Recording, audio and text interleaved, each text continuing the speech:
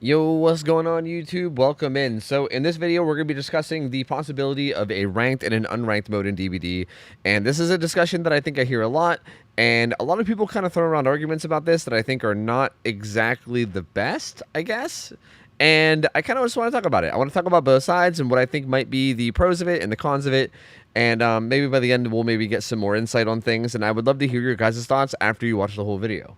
Feel free to ignore the background footage if you'd like. It's honestly just random footage that I had sitting around. I just wanted to have something there. But let's get into the discussion. The first thing that I want to talk about is basically just why. Why am I even bringing this up? Why is this even a topic? Why would they even add this to the game? This is something that I think about often, and again, this whole idea is not something I'm sure whether it's a good or a bad idea, but one thing that I think would be good about this is the fact that DbD is a very odd game in the sense that bringing one build versus another build is like a completely different interaction, right? Like, for instance, I feel like really strong builds on killer and playing in a way that's really tryhardy versus like a simpler, you know, like more fun build and also playing in a way that's more fun is way different experiences for the survivors. And also vice versa. If if all four survivors are running really good builds and like really trying hard, it's a lot of a different experience than people that are kind of just playing casually and messing around and having a good time.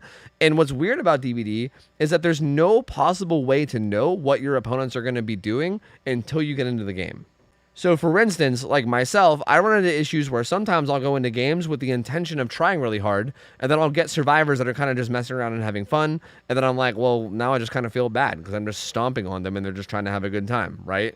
Which I know that I can obviously just ignore that and be like, whatever, like fuck them, you know, if they're trying to have a good time, they should expect to lose or whatever. But also, like, it just kind of sucks. Because also, vice versa, sometimes I'm on the other side of that spectrum, where sometimes I'm going to games just wanting to mess around and have fun and not try too hard, and I get the opposite. I get someone that is like really mega sweating and like trying to treat it like it's like a tournament or something. And I'm like, well, that's, you know, like it sucks. And I'm just like, man, I wish I could go against people that had the same mindset. And that's where I think the ranked and unranked thing wouldn't come in handy, because obviously people that were like mega sweating would most likely want to do it in ranked. Obviously this wouldn't stop everybody from doing it. People can still come into casuals and sweat or whatever, but for the most part, people that were going into games with the intention of trying hard would most likely be gravitated more towards a ranked mode, whereas people that were trying to just like have a good time and just mess around would be much more likely to gravitate towards like a unranked or like a casual mode. But this is where the issues come in, because like that sounds good and all on paper, right? If you just say that, but then if you really think about it, there's obviously going to be some potential issues with it. For instance, there's one thing that people say, which is queue times. People are worried about what it's going to do to the queue times, because everyone knows that right now, notoriously on DbD, if you're signing in at a certain time of the day, you might end up with really long queue times, and people are worried that splitting up the player base into two different, you know, matchmaking pools might make the queue times really bad. This is, in my opinion, one of the worst arguments, because I'm almost positive. Now, again, I can't like say 100% that I'm right and other people are wrong here, but I'm almost 100% positive that the thing that causes long queue times is a misbalance between the amount of people queuing up for killer and the amount of people queuing up for survivor. Because obviously there needs to be an exact 4-to-1 ratio of survivors to killer in order for everyone to have instant queue times. If there's maybe like 8-to-1, if there's like 8 survivors for every 1 killer, then survivors will have longer queue times. If there's 2 killers for every 4 survivors, killers will have a little bit longer queue times. So I think that's really more what causes the longer queues more than anything else, because DbD's player base is very high. I mean, it like averages, I think, like above 30,000 players on Steam alone, and that's only Steam. That's not counting PlayStation and Xbox and Epic Store and Windows Store on PC and everywhere else that you can possibly play the game, and also like Switch and everything. I'd be willing to bet that with all the consoles and everything put together, I'd be willing to bet that DbD probably has 100,000 plus players playing at pretty much every hour of the day, if I had to take a guess. And to me, that sounds like plenty. Like I feel like 50,000 queuing for each side, even if it was like 30,000 in one and 70,000 in another, I still think that would probably be fine enough to get decent queues.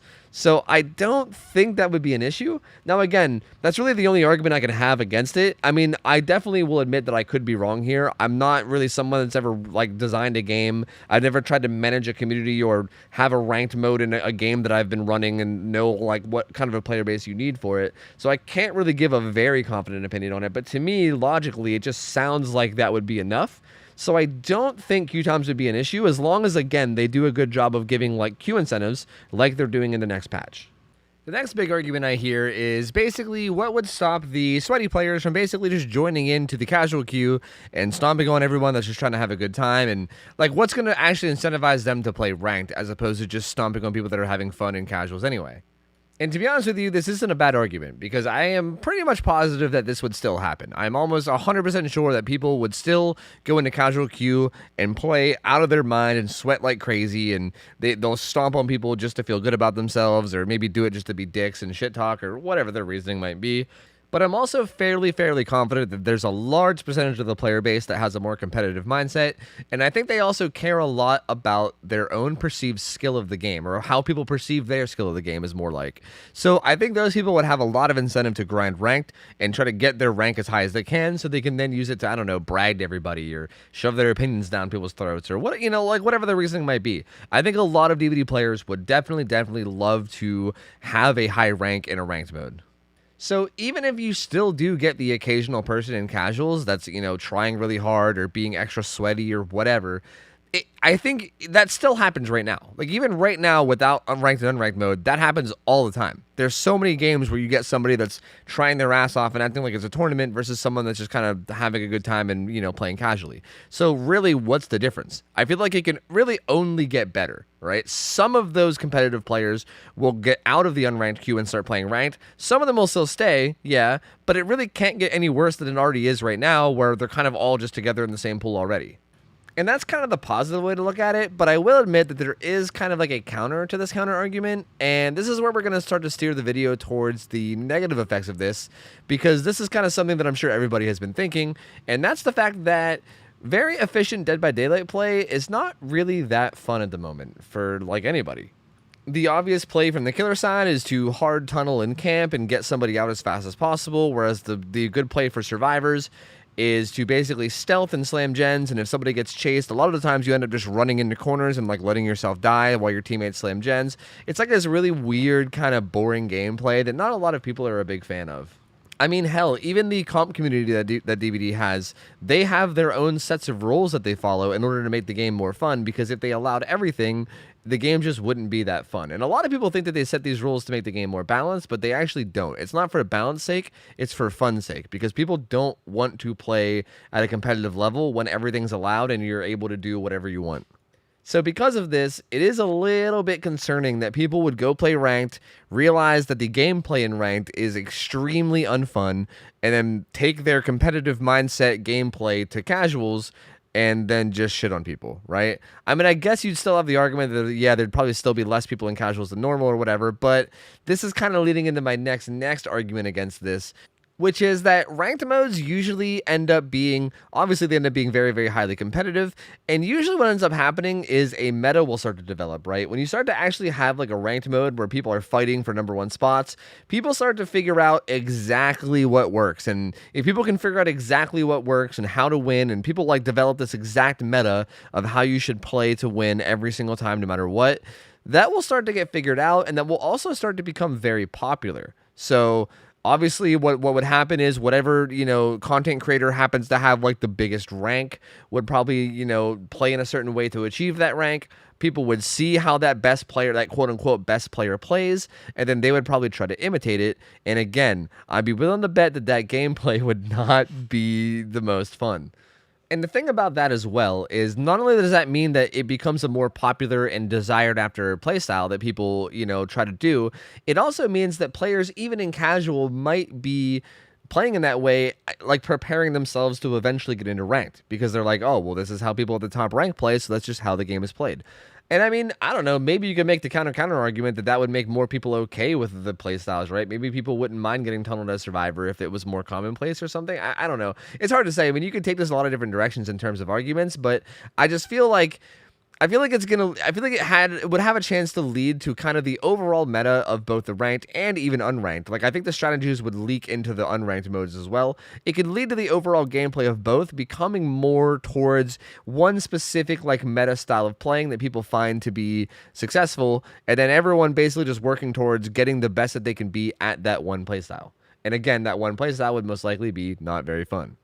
And then really the final argument would, I guess, just be the fact that DbD is just like not exactly the best competitive game. I mean, people talk about the RNG of the game all the time, and I am actually one to say that I don't think RNG makes a game not competitive. There's plenty of competitive games out there that have a lot of RNG in them. I don't think that's really a good argument for a game not being competitive, but I will say that the game's a bit shaky patches at times maybe are a better way to do it. Like, for instance, right now, the fact that every single game is filled with rubber banding means that it's probably pretty hard to take the game like competitively seriously whenever everyone's skipping around and you're getting robbed from hits and you're dying when you don't deserve to. It's kind of hard to make a game actually competitively viable when stuff like that's going on. I think that topic can probably be expanded on a lot if I really wanted to get into it, but I think you guys can probably figure that one out for yourself. I'm sure you guys have experienced plenty yourself. The point that I'm really trying to get at here is that I think in order for this to work as a concept, the devs would have to be really on top of things. They have to be really on top of making sure that the gameplay provided from a top level play is something that is enjoyable. They have to make sure that the game is relatively bug free. And both of these things seem like things that they've already struggled with a lot in the past. So I don't know. At the moment, I feel like ranked mode, in my personal opinion at the moment, I feel like ranked mode and like what it would do for the game, I think is a little bit more harm than good at the moment than what it would do as far as being good for the game. This is definitely something though that I think could be pretty cool to add to the game in the future if the devs ever tackle the problem of the meta game being boring, right? If they can ever tackle the issue and make it so that the most efficient way to play the game is a way that's really fun, then I think this is something that could be maybe like loop back around to and maybe actually made into a thing, because I think it is a very interesting idea. But for now, not really a big fan of it, and I'm curious to know your guys' thoughts. I kind of hit every kind of argument that I usually hear about it right now, but I'm curious to know if you guys have any that I didn't cover. I mean, hell, I'm sure after I post this video, I'm going to think of about 5 or 6 more arguments anyway myself. So feel free to let me know whatever you got. And it was kind of fun making this video. Hope you guys enjoyed it. I like discussing things like this. I like making videos about it and getting people's thoughts. So if you guys want to share yours, or if you guys just like the video, feel free to like the video. It helps a lot with the algorithm and gets more people into my channel, which is good. Sub if you want as well, because I'm uploading literally daily. And that's gonna be it for me, guys. Thank you guys for hanging out. I'm getting out of here. Hope you guys have an awesome rest of your night. I'm out of here. See ya. I'll take care. See ya. See you later. See ya.